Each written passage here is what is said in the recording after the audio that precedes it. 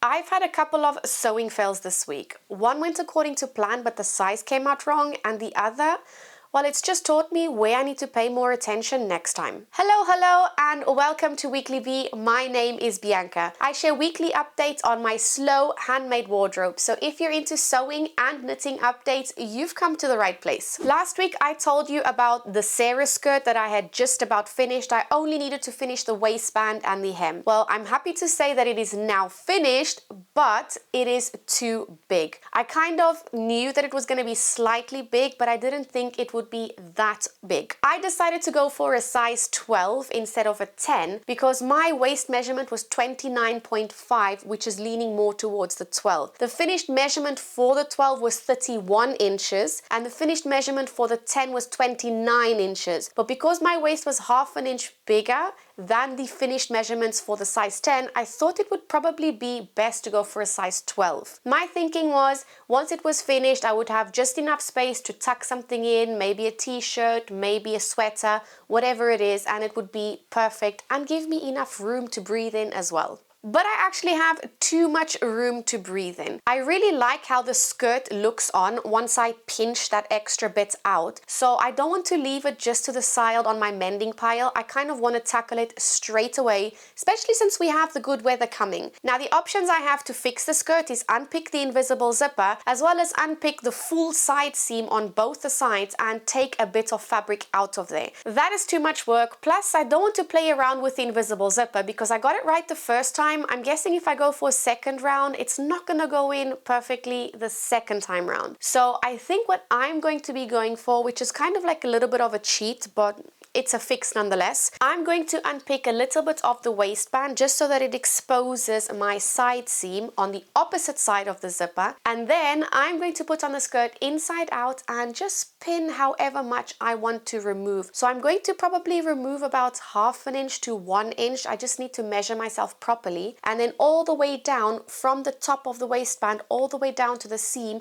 I'm going to remove that same amount of fabric. Then I'm just going to refold the waistband in and sew it in place. Yes, the seams at the front are going to be towards one side, but because the print is so busy, I don't think you'll even notice that. If it's the first time you're hearing me speak about the skirt, it is the Sarah skirt by NH Patterns, and it is such a quick and easy sew with amazing results. I have used viscose for my version for a bit more of flow, but when I was searching for inspiration online, I saw people making it from cotton poplin as well as faux leather, and all of them look just gorgeous. And to top it all off, you can actually get this pattern for free. It is currently a pay what you can on the NH Patterns website. So if you think you might enjoy sewing up the skirt and you want this in your wardrobe, definitely go and have a look. And since that skirt is now finished, I have moved on to another make, which is another skirt. Last weekend was my monthly sewing social, the Sew and Bond, and I took with 2 projects to potentially cut out. Because I was indecisive if I should cut out a skirt or a top, I asked everyone if they could help me pick what the next project was, and they helped me choose the skirt. I think the fabric had a lot to do with the decision-making process because the fabric that I chose to do the skirt in is a royal blue background with chicken prints all over it. The other fabric was slightly more boring, just a plain old leopard print. So I think the chicken fabric was much more eye-catching. And surprisingly, I got to cut out all the pattern pieces for the skirts at my sewing social. I never normally have time to cut or even sew a row of stitches because I'm always walking around, talking to everyone, eating, drinking lots of tea as well. So it was nice to finally have a moment, just 20 minutes to cut out all the pattern pieces. And I did a little bit of hacking on the skirt because of the print on the fabric. So the ruby skirt has a button placket down the front, and if I were to cut my pattern pieces out with that button placket, it would be breaking up my chicken print fabric, which was something that I didn't want. So I went about figuring out how to cut out the front pattern piece, and in my mind all it was to remove that button placket and cut the front skirt on the fold. So that's what I did, and I have managed to sew up most of the skirt, including the waistband. I did a little quick try on last night and it doesn't go over my hips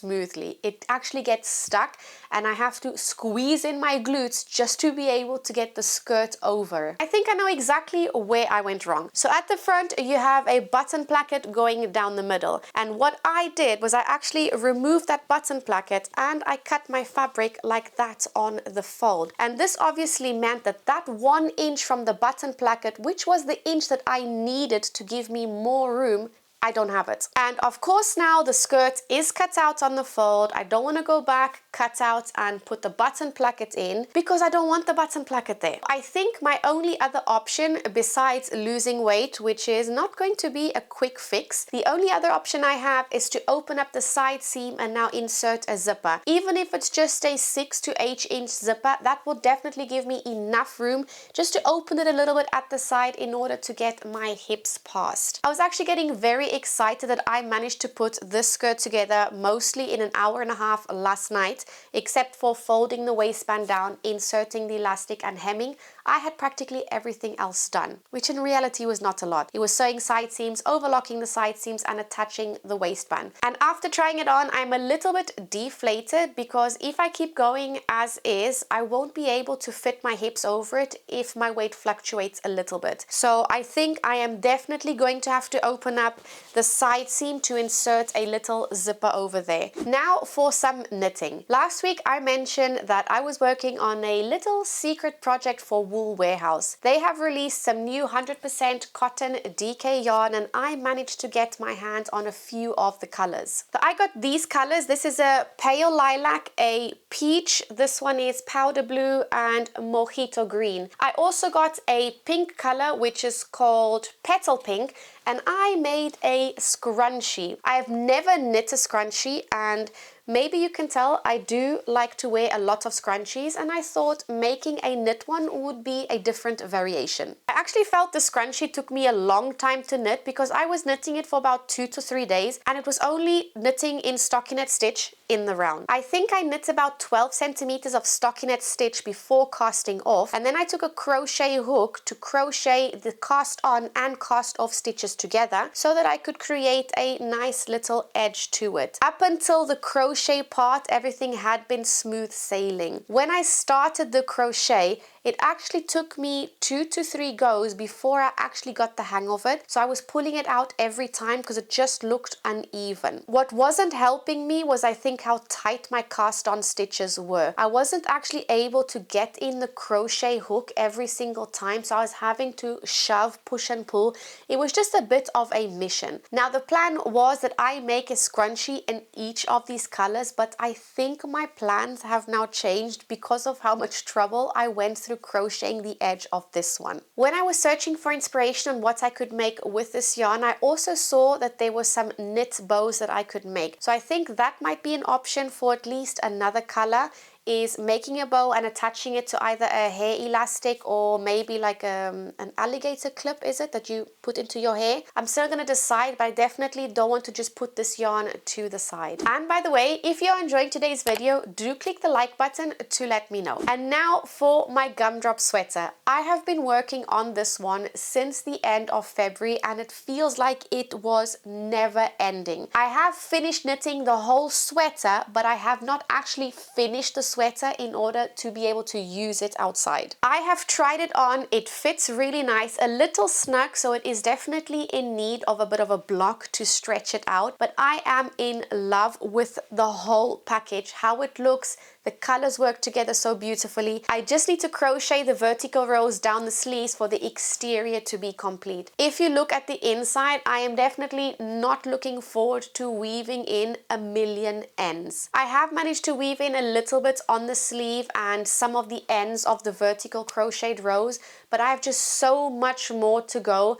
And I tried to do a little bit of a cheat and I tried to plait all the loose ends on the inside, but it just wasn't pulling in the threads tight enough so that I wouldn't have like the runs on the outside where you would see the holes. So I kind of have to really weave in each end individually so that it would look good. And I don't even want to tell you anymore that this is going to be done next week or the week after, because every time I come here it is simply not finished. So I'm just gonna let it go, and whenever it's finished I will let you know. So those are all the sewing and knitting projects I've been been working on this week. If you are on Instagram, you may have heard as well of a challenge that runs throughout the month of May, which is called Me Made May. I wasn't going to participate this year because I thought I wouldn't have the time to dedicate to it, but in reality it's only a few photos and maybe putting together a few shots in a reel. Well, you don't even have to post it online, it's more for yourself. But I actually found myself filming on the 1st of May what I was wearing, and I wanted to share it with you. I am finding getting myself dressed every day this year with a different outfit or different combination this year a lot harder than it was last year. I'm not entirely sure why, but having a look at the photos from last year to this year, it was a lot colder at the time where I'm living last year than it is this year, which means that this year I'm having to wear a lot more cooler clothes, so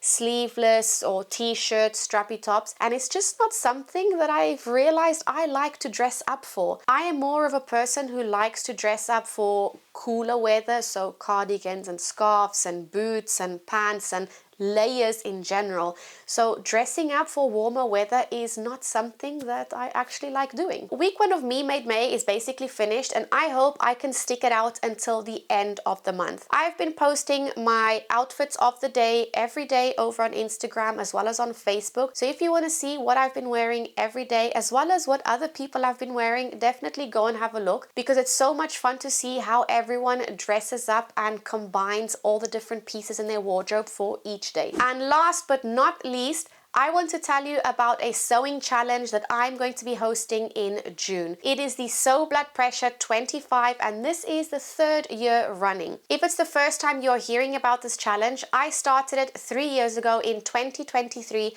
because I lost my father suddenly to complications with high blood pressure. The aim of the challenge is to bring awareness to the dangers of high blood pressure. So I want you to be able to go and check your numbers, know what they are, because if you need to fix it, if you need to reduce your blood pressure, you can do it. All you need to do to participate in the challenge is sew up a garment. So sew up something that you have been putting off for a while. That could be 1 week, that could be 1 month, that could be 1 year to 10 years. Whatever it is that you have been putting off, get it ready so we can sew it together in June. I've chosen that to be the challenge because we always put things off as people, whether it be calling our friends or actually visiting them, doing that one thing that we've been wanting to do forever but are too shy or too scared to do it. Whatever the reasons are, we tend to put things off. So don't put your handmade wardrobe off. If there's something that you want to do, whether it be a specific type of garment, whether it be a technique in the garment that you want to master, let's do it together in the month of June. It is also a fundraising challenge. So in previous years, I have made it a must to donate in order to be in with a chance of winning a prize. But this year, I have decided to make it optional. If you can donate, please donate at least £2, and I will share a link at the time where you can donate that too. If you don't have, that's also fine. I don't want you to miss out on being able to participate and being able to form part of a community just because of £2. So you don't even have to go out and buy any new fabric, patterns, nothing. Use whatever you have at home already. If you want to participate in this challenge, head on over to Instagram, which is where I'm running the challenge, and follow me, BeeSilva.creates, so that when the time comes, you will see all the posters and you will not miss out on the challenge. If you enjoyed today's video, please like and subscribe to my channel for more. That's it from me today. Bye for now.